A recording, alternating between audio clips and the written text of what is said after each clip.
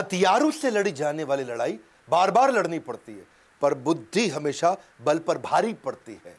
ऐसे बुद्धि के राजा 21वीं सदी के चाणक्य, हमारे देश के जेम्स बॉन्ड अब काल्पनिक चरित्र नहीं रह गया। असली के जेम्स बॉन्ड अजीत डोवाल, प्रधानमंत्री के बाद कहा जाता है कि दूसरे सबसे शक्तिशाली व्यक्ति हैं। सीधा कैबिनेट मिनिस्टर का दर्जा, पर पीएमओ को सीधा रिपोर्टिंग, बीच में कोई नहीं। कीर्ति चक्र, प्रेसिडेंट पुलिस मेडल। अगर पाकिस्तान इनके नाम से डरता है, क्यों डरता है, क्यों घबराता है, क्यों पाकिस्तान के विदेश मंत्री, रक्षा मंत्री सब इसी की बात करते हैं। ये अजीत डोवाल की स्ट्रैटेजी, ये अजीत डोवाल नहीं होता तो क्या होता, अजीत डोवाल के कारण हो गया ये। डोवाल कौन है अजीत डोवाल, बात करूंगा। आजकल तो फॉर्म में चल रहा हूं, मजा आ रहा है। 2050 मैकडॉनल्ड, गांधी, बंगाल, बिलियनियर्स के ऊपर वीडियो बनाया, और जो पब्लिक स्पीकिंग के 2 वीडियोस बनाए वो नहीं देखे तो जरूर देख लीजिएगा। नमस्कार, मैं Vivek Bindra, founder and CEO बड़ाबिजनेस.com। नीचे एक तो अजीत डोवाल के बारे में आज बात करेंगे खूब कमेंट बॉक्स में, क्या कौन सी स्टोरी उनकी कहानी पसंद आई, कई कहानियां बताने वाला हूं। एक ऐसे जासूस, एक कठोर जिंदगी जीने वाले वो जासूस जिन्होंने पुलिस की जिंदगी, आईपीएस ऑफिसर की, उसकी मलाई खा सकते थे, मलाई मार सकते थे, पर वो कठोर जिंदगी जी। वैसे आने वाले समय में और कौन से वीडियो बनाऊं, टेक्सटाइल इंडस्ट्री, तेंदुलकर का जन्मदिन, फर्नीचर इंडस्ट्री, वेनेजुएला कैसे डूब गया, वेनेजुएला ये देश कैसे खत्म हुआ, बिल गेट, सुंदर पिचाई। चलो शुरुआत से शुरू करते हैं, बात अजीत डोवाल की करते हैं। जिस प्रकार कोरोना से बचने के लिए इम्यूनिटी का होना जरूरी है, उसी प्रकार इंटरनल सिक्योरिटी के लिए अजीत डोवाल बहुत जरूरी है। उत्तराखंड के रहने वाले पौड़ी गढ़वाल के 1945 में आजादी से पहले जन्म हुआ, आजादी से पहले, अभी तक पूरी तरह fresh and active. Indian army officer थे इनके पिता, और अजमेर मिलिट्री स्कूल में इन्होंने पढ़ाई करी। इंडियन पुलिस सर्विस 1968 में इन्होंने आईपीएस के रूप में ज्वाइन किया। कैडर मिला था केरला का, 37 साल की नौकरी में 7 साल पुलिस में रहे, बाकी उसके बाद आईबी, रॉ और क्या क्या किया जासूस बन के। 72 में उस समय चर्चा चल रही थी, नॉर्थ ईस्ट में चल रही थी इंसर्जेंसी, भयंकर आतंकवाद, बहुत परेशानी थी। हर राज्य वहां बोल रहा था मुझको अलग देश बना दो, मुझको अलग देश बना दो। वहां लाल डेंगा मिजोरम में बहुत शक्तिशाली हो चुके थे, लाल डेंगा की ताकत बढ़ चुकी थी, पैरेलल सरकार चला रहे थे। लाल डेंगा, समझना इस कहानी को, नाम आपने सुना होगा, लाल डेंगा का आतंक कितना हुआ करता था उस समय। नॉर्थ ईस्ट में मिजोरम इतना शोर हो गया कि दिल्ली में लोग घबराए थे, और तभी पूछा, वहां पे एक आईबी ऑफिस में मीटिंग बुलाई गई, कौन जाएगा देखने के लिए।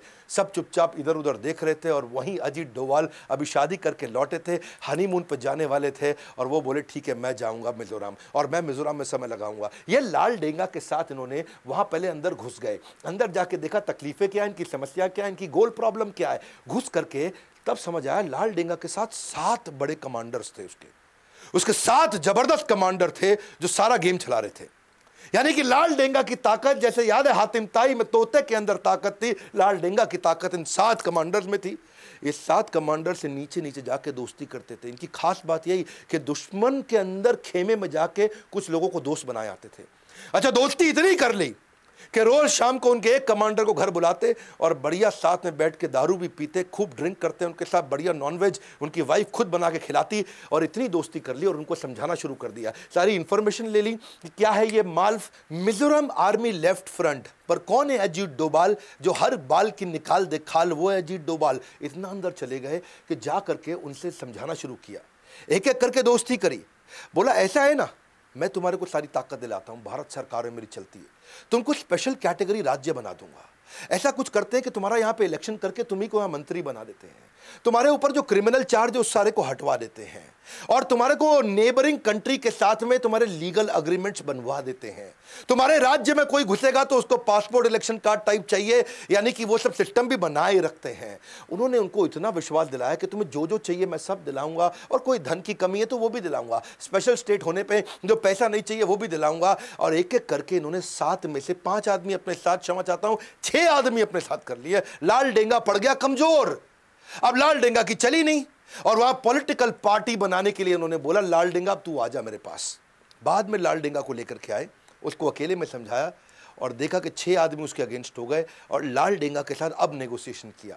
ये नेगोशिएशन करने से पहले सामने वाले की वीकनेस पकड़ते थे, इसीलिए मैंने बोला चाणक्य, क्योंकि ये फ्यूचर के कई महीनों को आज भाप के अपनी स्ट्रैटेजी बनाते थे। इतना कियोस क्रिएट कर देते हैं दुश्मनों के अंदर कि दुश्मन भी इधर उधर देखने लगते हैं, डोवाल का आदमी तो नहीं है ये, कहीं डोवाल का आदमी तो नहीं है। वहीं से उसके बाद सिक्किम भेजा गया इनको, बोला मिजोरम तूने इतना कंट्रोल किया, सिक्किम में हुआ क्या था, वहां के जो राजा थे ना, उसने एक अमेरिकी लड़की से शादी कर ली, और वो CIA एजेंट थी, और वो जो अमेरिकी लड़की CIA एजेंट थी, सिक्किम के राजा से शादी करके अब वो कंट्रोल करने लगी, वो सरकार चला रही।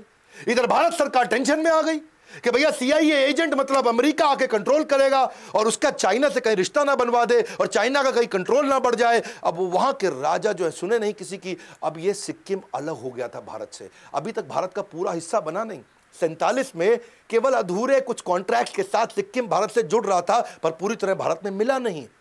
तब ये वहां डोवाल गए, वहां जाके क्या देखा, उधर की local party Sikkim national Congress party, उनको पकड़ लिया इन्होंने और वहां उनसे दोस्ती करी, उनके लीडर्स को अपने साथ रिश्ता उनका जोड़ा और पूरे सिक्किम के अंदर बोला कि तुम्हारे राजा तो तुम्हारे को कुछ मदद नहीं कर रहा है, तुम्हारा राजा तुमसे टैक्स वसूलता है, तुम्हारा सपोर्ट नहीं करता।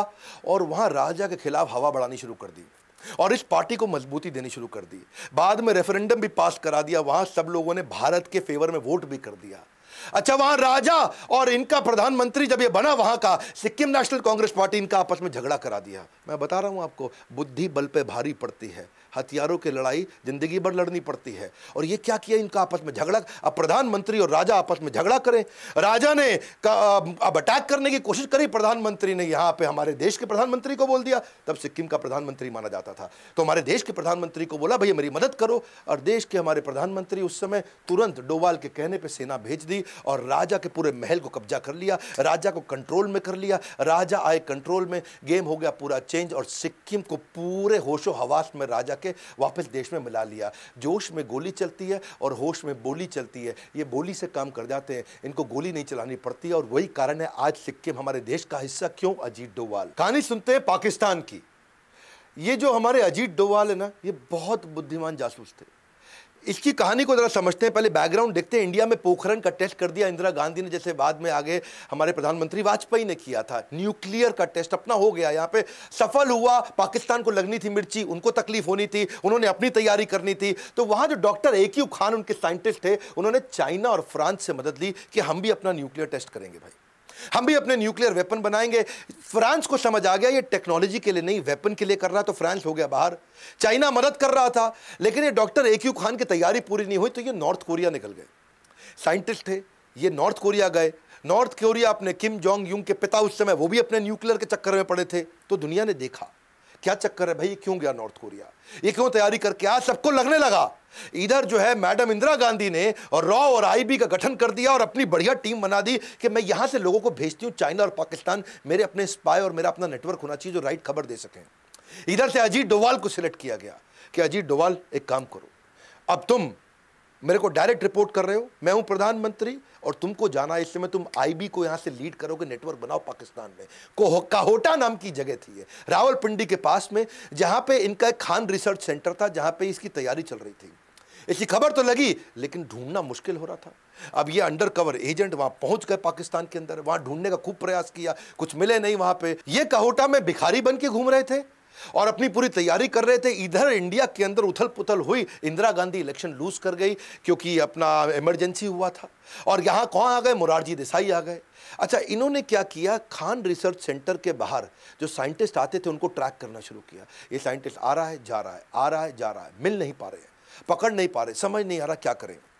तो इनकी जो अपनी पढ़ाई थी, इनको पढ़ाई से समझ में आया कि अगर कोई न्यूक्लियर वेपन पे काम कर रहा है तो उसका जो रेडिएशन है ये उसके शरीर में आ सकता है, उसके शरीर के स्किन का टुकड़ा मिल जाए, बाल का टुकड़ा मिल जाए। तो उन्होंने एक ऐसा नाई ढूंढ लिया, वहाँ ऐसी बार्बर शॉप ढूंढी जहाँ पे साइंटिस्ट जाया करते थे।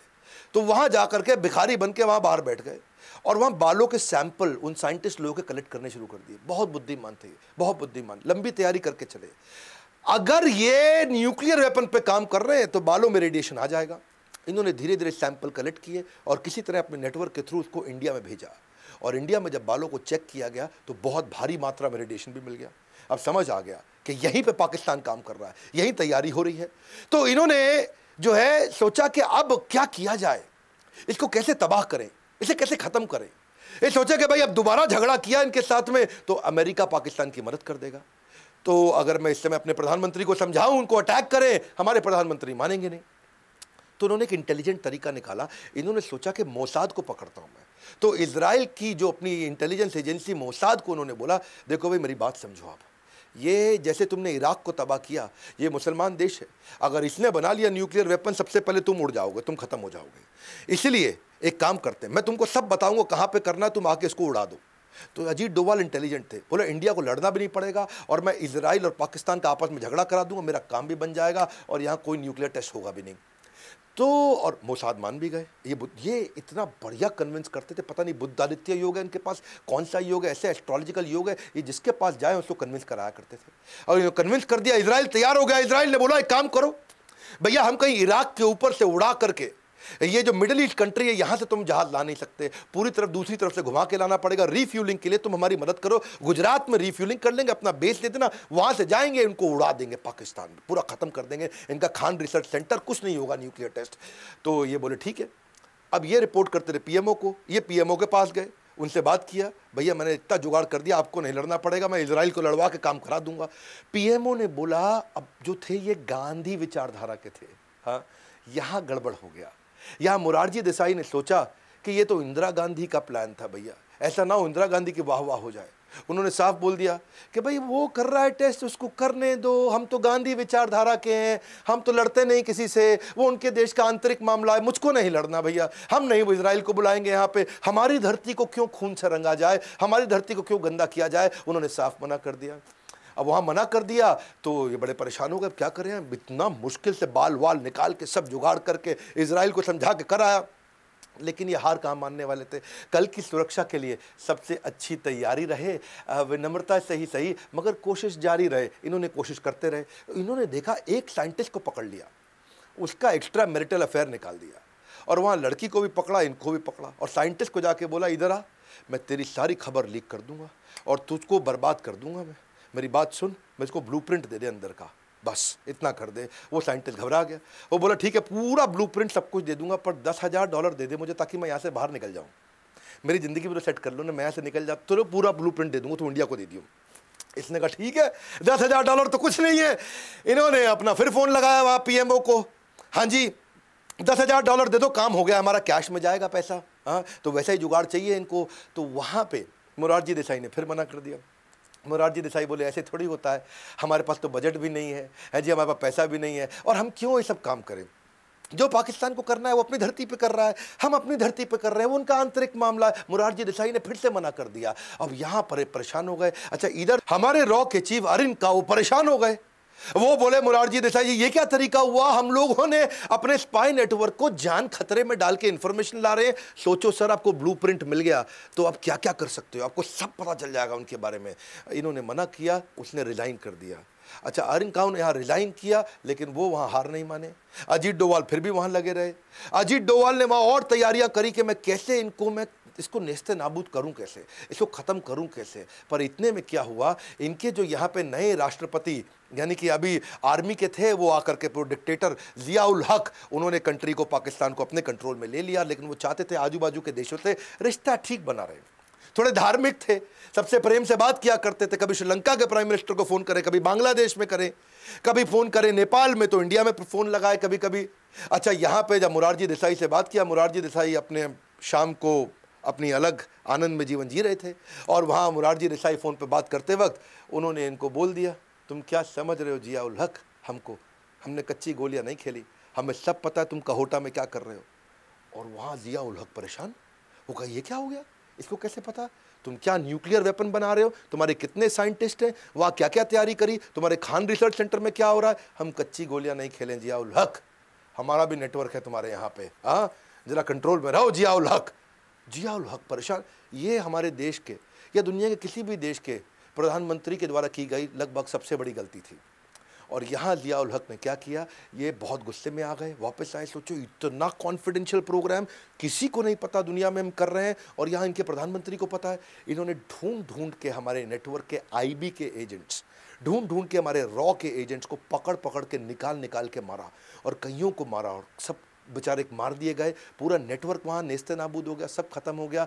और लेकिन अजीत डोभाल चुपचाप वहाँ से निकल के भाग आए, वो इंडिया आ गए। इतना तो तबाह इनको कर दिया था कि उन्होंने इनका न्यूक्लियर टेस्ट 15 साल डिले करा। केरला में कंट्रोल किया, बाद में नॉर्थ ईस्ट कंट्रोल किया, पंजाब को कंट्रोल किया, पाकिस्तान से कंट्रोल लेकर के आए न्यूक्लियर वेपन को। अब बारी थी कश्मीर की, इलेक्शन वहाँ हो नहीं पा रहे थे, इंडिया बड़ा परेशान था, वहाँ मिलिटेंसी बढ़ती चली जा रही थी, तकलीफें बढ़ रही थी, कूका पारे नाम का वहां एक आतंकवादी हुआ करता था, जो पहले फोक सिंगर था, लोग उसको बड़ा फॉलो करते थे, और वो पाकिस्तान से फंडेड था। उनको आर्म्स, एम्युनिशन, असला, बारूद, पैसा सब पाकिस्तान देता था कि इंडिया में डिसरप्शन क्रिएट कर दे। अच्छा, अब ये पहुंच गए। ये जब जाते थे किसी को पता नहीं चलता कि वहां पहुंच गए। ये पहुंच के वहां जाके कूका पारे को मिले और उसको मिल करके पर्सनली साथ में बैठाया, उससे दोस्ती किया, उसके साथ खाना पीना हुआ, उसके साथ नाश्ता चाय पानी, और रात को भी उसके साथ अलग प्रकार का रिलेशनशिप बनाया कि भाई बैठ के गप मारे आराम से। कूका पारे को कंफर्टेबल कर दिया और समझा दिया कि तुझे कुछ नहीं दे रहा है पाकिस्तान, मैं तुझे सारा सपोर्ट करूंगा। नेगोशिएशन की स्किल्स बड़ी आउटस्टैंडिंग थी इनकी। मिला लिया, कूका पारे हो गया इनके साथ में, अपने 250 लोगों के साथ में कूका पारे को सपोर्ट किया और कूका पारे को समझाया कि जो पाकिस्तान तेरी मदद करता था आज तू उसके अगेंस्ट खड़ा होगा। और वही कूका पारे पाकिस्तानी आतंकवादियों के अगेंस्ट इस लड़ाई में भारत के साथ हो गया। उनको मारना शुरू किया, उनको गोलियां बरसाई, बहुत नुकसान किया इन्होंने पाकिस्तान का। इस तरह से और आगे चल के इलेक्शन भी हुए, उसी के बाद इलेक्शन हो पाए, और बाद में कूका पारे को उन्होंने वहां पे एक एमएलए की तरह खड़ा भी करा दिया, कूका पारे की पार्टी को भी मजबूत कर दिया। पाकिस्तान आतंकवाद करता है, युद्ध नहीं करता है। युद्ध करना बहुत मुश्किल है, मेरी बात समझना। युद्ध जो है ना, उसमें पूरे देश को लगना पड़ता है। आतंकवाद क्या है, 10 लोग आए अजमल कसाब मुंबई में, 10 लोग आए, बहुत नुकसान करके चले गए। आतंकवाद एक सस्ता ऑल्टरनेट है, युद्ध बहुत महंगा पड़ता है। इसलिए युद्ध लड़ना तो आसान है, वो डिफेंस की मिनिस्ट्री लड़वा देगी, वो हमारे साथ फॉरेन मिनिस्टर, डिफेंस मिनिस्टर सब दिमाग लगा करके वो लड़ लेंगे। लेकिन इंटेलिजेंस के साथ में इंटरनल सिक्योरिटी के चीफ हमारे देश के, वो इस तरह 5-5, 10-10 लोगों के जो आतंकवादी हमले होते हैं उससे कैसे बचाएं, वहां इनका बहुत दिमाग लगता था। ये पाकिस्तान ने जो हमारा IC-814 हाईजैक कराया था, जो नेपाल से दिल्ली आ रहा था, काठमांडू से दिल्ली, ये भी क्या है, ये आतंकवाद है। ये वॉर नहीं है, पाकिस्तान युद्ध नहीं करता था, आतंकवाद करता था। उसको ले जा करके पहले लाहौर ले गए, उसके बाद उसको ले गए कांधार अफगानिस्तान में ले करके वहां से अपने कंट्रोल में ले लिया, और यहां से फोन कर दिया कि मुझको $200 मिलियन दे दो और हमारे 35 आतंकवादी तुम्हारी जेल में जहां जहां है सबको रिहा कर दो। और यहां अजीत डोवाल को बुला लिया गया, भाई अजीत डोवाल आओ संभालो यहां मामला। अजीत डोवाल फटाक पहुंच गए वहां कांधार। वहां जाके अजीत डोवाल सोचे कि मैं नेगोशिएट करूं कैसे, क्योंकि यहां सब इनके कंट्रोल में, 170 आदमी हमारे इनके कंट्रोल में, यहां सारी दवाइयां, सारा खाना, सारा राशन पानी, सारा सपोर्ट कांधार के अंदर इनको पूरा मिल रहा है तालिबानियों से। तो अब अजीत डोवाल के पास सामने वाले की कोई वीकनेस थी नहीं, हर बार कोई ना कोई वीकनेस ढूंढ के आ जाते थे। फिर इनको ने देखा कि इनको सपोर्ट करता कौन है, इनको सब देख कौन रहा है, इतनी ताकत कौन दे रहा है, तो समझ में आया ISI जो पाकिस्तान की इंटेलिजेंस एजेंसी है वही सपोर्ट कर रही है, उनके सपोर्ट से कर रहे हैं। तो उन्होंने कहा कि मैं ऐसा करता हूं, इनकी इंटेलिजेंस एजेंसी को कंफ्यूज करता हूं। बात को समझना भैया, इन्होंने यहां से कुछ ऐसी एक्टिविटी शुरू कर दी जो ISI देख सके, जिससे ISI कंफ्यूज हो जाए। इन्होंने जो जो आतंकवादी की लिस्ट थी उनके बारे में रिसर्च एक्टिवेट कर दी। इन्होंने तुरंत इजराइल फोन लगाया, इजराइल की इंटेलिजेंस एजेंसी से बातचीत शुरू कर दी, रशिया की इंटेलिजेंस एजेंसी से बात करी, US में जगह जगह बातचीत शुरू कर दी। और यहां पे कंफ्यूज हो रहे ISI वाले, बोले कर क्या रहा है अजीत डोवाल। अच्छा, आतंकवादियों को बोला बात करो, उससे बात करो, बोलो कहां है $200 मिलियन मांगो इससे। ये अजीत डोवाल को बोले पैसे दे दो, 35 आतंकवादी दे दो, तभी हवाई जहाज छोड़ेंगे। अजीत डोवाल बोले दे रहे हैं, थोड़ा समय दो, पैसे की तैयारी कर रहे हैं, इतने आतंकवादी लेके आने, उसकी तैयारी कर रहे हैं, थोड़ा समय दो, समय दो। अजीत डोवाल समय मांगते जा रहे थे, और यहां से वो चाहते थे कि ISI को कंफ्यूज करते जाऊं, ISI उनको इंस्ट्रक्शन देता जाएगा। इसको बोलते हैं चाणक्य पंडित। इन्होंने ISI को इतना कंफ्यूज करा दिया कि इन्होंने दुनिया भर में बातचीत शुरू कर दी, और ISI को लगा अजीत डोवाल को लंबी चौड़ी तैयारी कर रहा है भैया, ऐसा ना हो कोई इजराइल से अटैक करवा दे, ऐसा ना हो कि पीछे रशिया का झगड़ा हुआ करता था इनके साथ अफगानिस्तान में, यहां से अटैक करा दे, कहीं US से कुछ करा दे। अब ISI उनको बोले जल्दी कर लो, जल्दी, ये को लंबी तैयारी ना कर बैठे, जल्दी करो, जल्दी लंबी तो वो घबरा गए। और यहां इन्होंने बोला, अजीत डोवाल ने, एक आतंकवादी दे सकता हूं, बताओ। बोले नहीं, पूरे 35 से एक दे सकता हूं, बताओ। 35 से एक दे सकता हूं, बताओ। तो वो बोले 170 लोग मार देंगे, एक दे सकता हूं, बताओ। तो उन्होंने कहा ठीक है, पहले मौलाना मसूद अजहर दे दो। फिर हमारे को उन्होंने 2 आतंकवादी और बता दी, ये दे दो। उन्होंने कहा ठीक है, मैं 3 की ट्राई करता हूं, लेकिन देना एक चाहता हूं। और यहां से ISI ने बोला देख जो है पैसे वैसे छोड़, ये 3 आतंकवादी जल्दी मंगवा दे हमारे को, ये 3 आदमी चाहिए हमारे को। और बस वही हुआ। वो घबरा गए और फटाफट इन्होंने उनकी साइकोलॉजी से खेला, नेगोशिएट किया, 35 की जगह केवल 3 दिए, $200 मिलियन की जगह कुछ नहीं दिया और सारे के सारे 170 के 170 लोगों को, खाली एक का देहांत हुआ था, बाकी सबको हवाई जहाज में लेकर चुपचाप वापस इंडिया आ गए। ये थे अजीत डोवाल। बोला एक से ज़्यादा नहीं देना चाहता था वो, तो यहाँ पे पूरे देश का प्रेशर हुआ पड़ा था। वाजपेयी साहब बोल रहे थे जो मांग रहे हैं दे दो, लेकिन जल्दी अपने लोगों को ले आओ, अपने लोगों को ले आओ।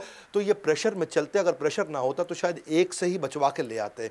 Dawood Ibrahim most wanted India का आतंकवादी खत्म कर दिया होता अजीत डोवाल ने। दाऊद इब्राहिम की ना बेटी की शादी थी, जावेद मियांदाद क्रिकेटर था, उसके बेटे के साथ जुनैद मियांदाद, शादी हो गई पाकिस्तान में। पाकिस्तान शुरू से मना कर रहा है दाऊद इब्राहिम हमारे यहां नहीं है, हमारी जमीन पे नहीं रहता। इंडिया मांग रहा है पाकिस्तान से, पाकिस्तान कहता है ही नहीं यहां। इंडियन इंटेलिजेंस को जब पता चला तो पाकिस्तान को भी वहां समझ रहा था, उसने कहा भाई तुम रिसेप्शन यहां नहीं करोगे, यहां से निकल लो, तुम चले जाओ ग्रैंड हयात होटल के अंदर, दुबई में रिसेप्शन इनकी फिक्स हो गई, वलीमा बोलते हैं शायद इसको।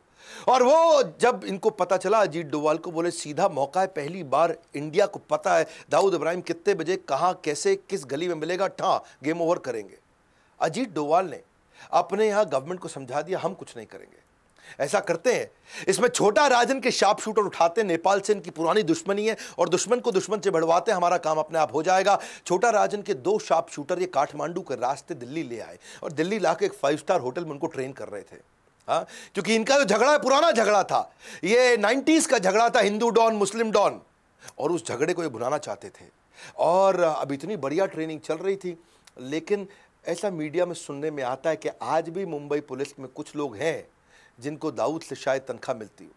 और वही खबर फैल गई, कमिश्नर ऑफ मुंबई पुलिस तुरंत दिल्ली पहुंच गया और जाकर के उन्होंने रोक दिया उनको, बोला अजीत डोवाल आप नहीं कुछ कर सकते इसमें, मेरे को ये दोनों आतंकवादी चाहिए, मैं इनको ढूंढ रहा था, ये नेपाल से दिल्ली आ गए, अब मैं इनको ले जा रहा हूं। अजीत डोवाल ने समझाया अरे हम बड़े मिशन पे लगे हैं भाई, ये दाऊद को रुक जाओ नहीं। अजीत डोवाल उस समय रिटायर हो चुके थे और कमिश्नर उस समय स्टैंडिंग कमिश्नर थे, और वो उस दोनों को लेकर के वो नेपाली आतंकवादियों को, या समझो छोटा राजन के दोनों शार्प शूटर्स को लेके, अगर वो मुंबई पुलिस इस समय हस्तक्षेप नहीं करती तो दाऊद आज इस दुनिया में नहीं होता। अजीत डोवाल इंटेलिजेंट ऐसे हैं, साहस ऐसा है कि बड़ों बड़ों को चकनाचूर कर दे। ISIS ने इराक को ऑक्यूपाई किया था, अगली कहानी सुनो।